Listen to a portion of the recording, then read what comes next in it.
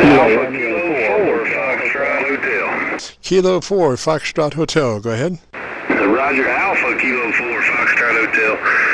Name's Randall. I'm in Clark County, Alabama, about 90 miles north of Mobile. Roger. Oh, Roger. Come smoking this way. I'm copying you mostly on my local antenna, Roger. And that's around Louisville, Kentucky. Okay.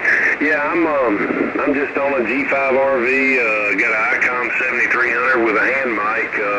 Never really have got an audio check, but I'd love to know what I sound like on the other end. Well, let's see. Very loud. I think you might be overdriving your ALC. Do you know how to get to your ALC? I turn my compression down a little bit. Does that sound better?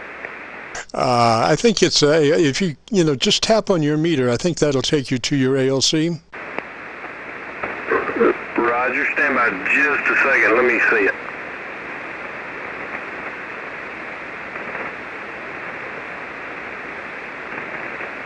That's a 7300. It's just an outstanding radio.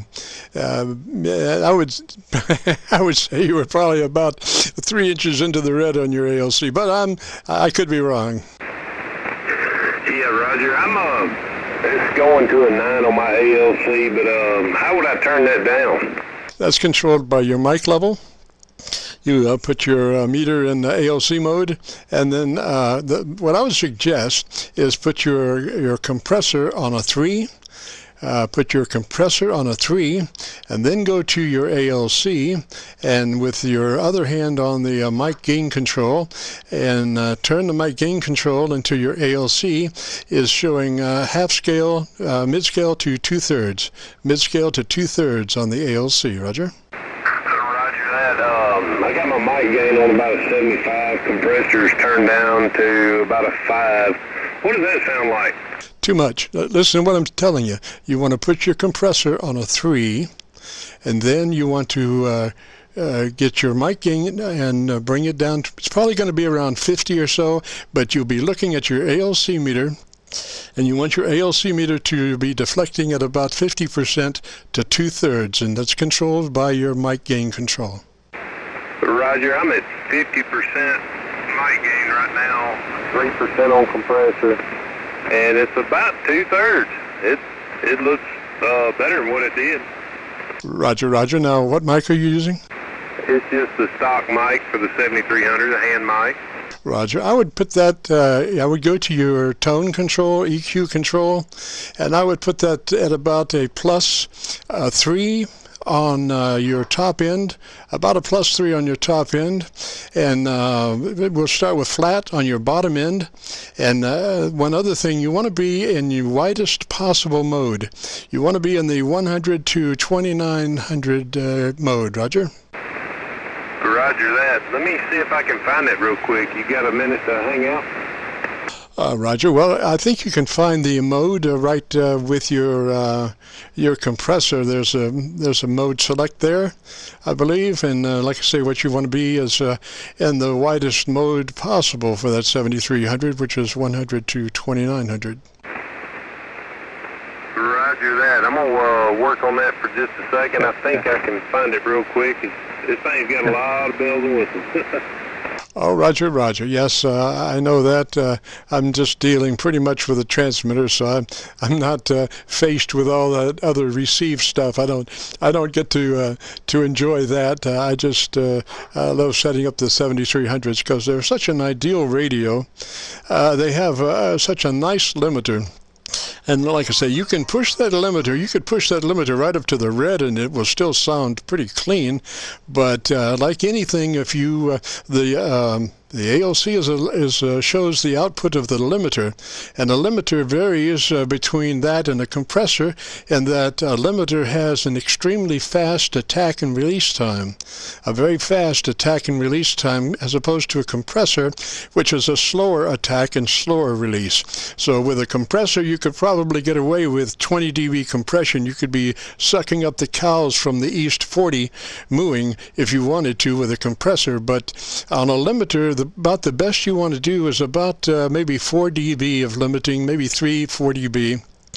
of instantaneous attack release limiting, and that ICOM 7300 and the 7610. I'm hoping to get somebody with a 7610 this afternoon. I would really want to check out some theory on that radio.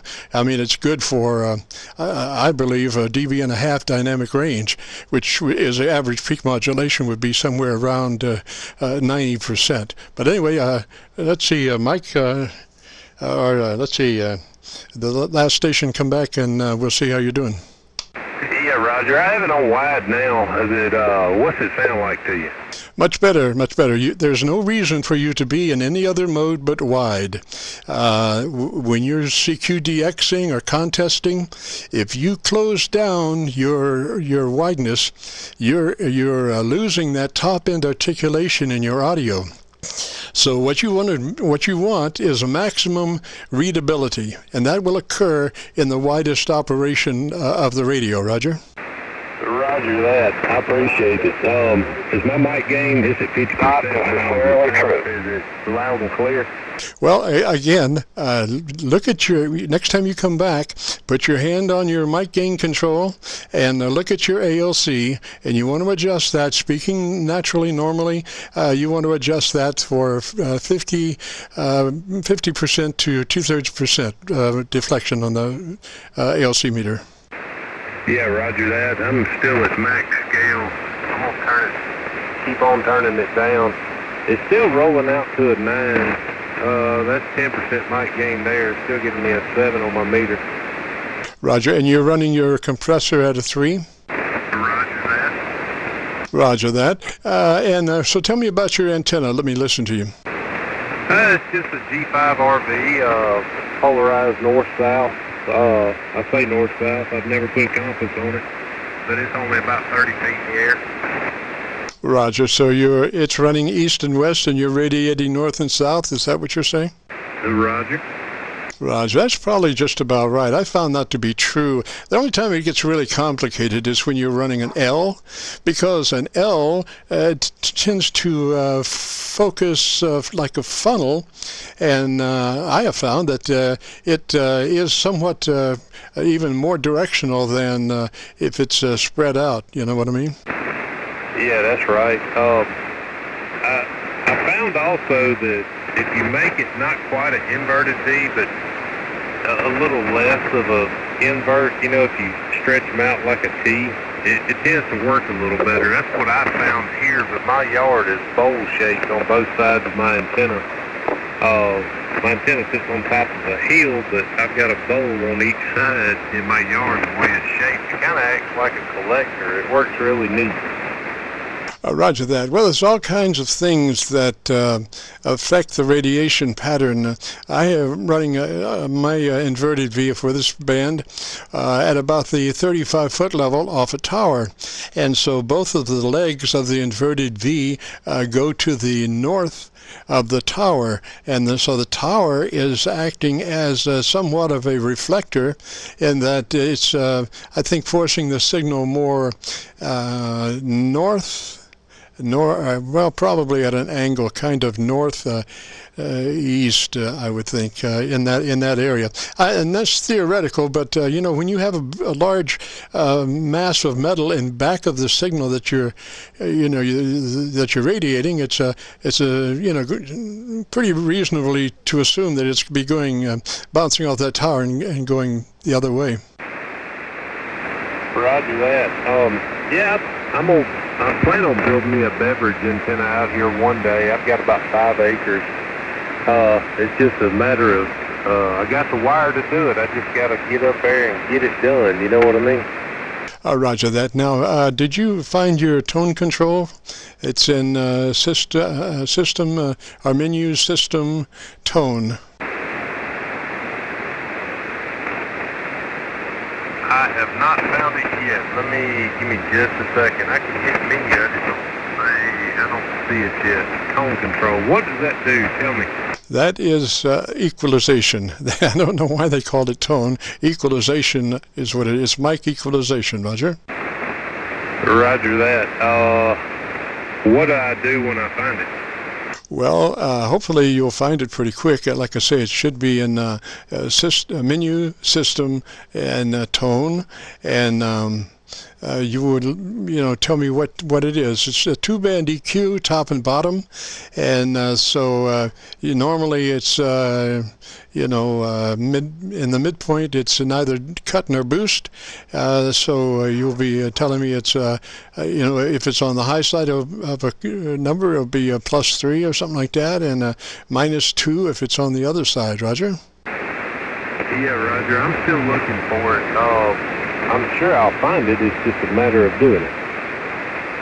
Roger. Okay. Well, let me just give you a note there on that when you find it. When you get to a tone, take a look at it, and you want to go 3 clicks, top in 3 clicks hotter than where you are, +3 hotter than whatever reading that you are at the moment. Roger? Roger that. I'm going to take a standby, and I'll be back here in just a minute. Let me see if I can find that. I'm having a little trouble. Every time I key up, it goes back to the scope. But I'll be back here shortly. I'll be monitoring AK4FH. Okay, what was the name? Oh, I'm sorry, it's Randall. What was yours, bud? It's Jim, Juliet India Mike. It calls KC9VKV. We're located near Louisville, Kentucky. Roger? Roger that. I'll be back in just a minute, bud. AK4FH. Roger, Roger. This is KC9VKV and the Friday afternoon Qso-Vlog network. If you've got a radio, you want to check out the audio, we are recording live from now until 5, so give us a shout. KC9VKV.